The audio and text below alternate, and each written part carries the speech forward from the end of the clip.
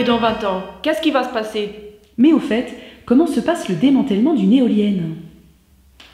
Contrairement au nucléaire, on peut tout faire disparaître. On sait parfaitement démonter un parc éolien, on sait exactement combien ça coûte et on peut presque tout revaloriser. Et justement, comment vous faites?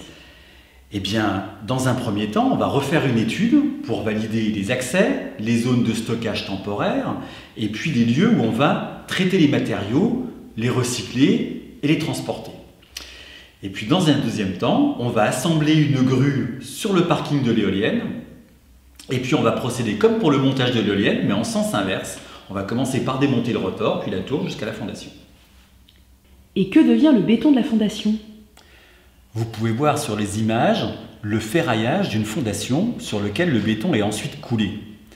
Et bien pour démonter ce socle, on fait comme pour un pont ou un immeuble, on le casse en petits morceaux en séparant le ferraillage du reste. Et une fois démonté, que fait-on de tous ces matériaux? C'est vrai que c'est intéressant comme question, Valérie.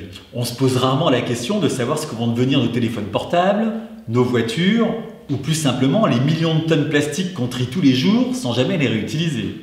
Mais bon, pour revenir à l'éolien, on a 3 sujets principaux. On a le béton des fondations, on a les tours en acier, les câbles en cuivre, l'aluminium, tout ce qu'on peut avoir dans une éolienne qui est en matière métallique, et puis les pales. Alors pour le béton, il faut savoir qu'en France, on produit déjà 20 millions de tonnes de déchets de béton chaque année. Et les déchets qu'on va avoir des fondations, donc ces restes de fondations qu'on va avoir, eh ben, ils seront utilisés comme le reste pour refaire des matériaux de construction de base ou comme granulats pour refaire du béton. Pour les métaux, c'est assez simple, tout le monde s'imagine que quelque chose en ferraille, on le refond et on refait autre chose en ferraille. Donc c'est très simple à s'imaginer. Et puis notre sujet principal, ou le sujet qui est plus problématique dans l'éolien, ce sont les pales. C'est des pales en fibre de verre et aujourd'hui on ne recycle pas les pales en fibre de verre. La seule chose qu'on arrive à en faire, c'est valoriser les pales en les utilisant comme combustible dans des centrales thermiques, par exemple pour faire du ciment. Mais bon, je tiens quand même à te rassurer, Valérie, il y a actuellement des réflexions, par exemple dans la région Grand Est, les professionnels se regroupent pour essayer de créer une filière française pour recycler l'intégralité des éoliennes, et en particulier les pales, pour finalement avoir quelque chose de vraiment propre, renouvelable sur le long terme. Et tout ça, combien ça coûte et surtout qui paye?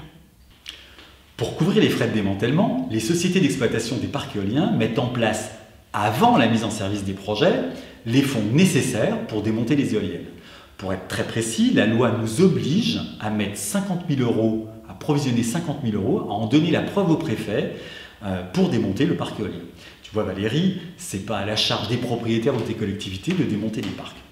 Et pour moi, le point important, c'est qu'on doit être exemplaire. L'éolien doit être exemplaire. On ne doit pas juste produire de l'énergie renouvelable, mais on doit surtout préserver notre avenir, notre planète, et le démantèlement en fait partie au même titre que la production. Merci, professeur Fabrice.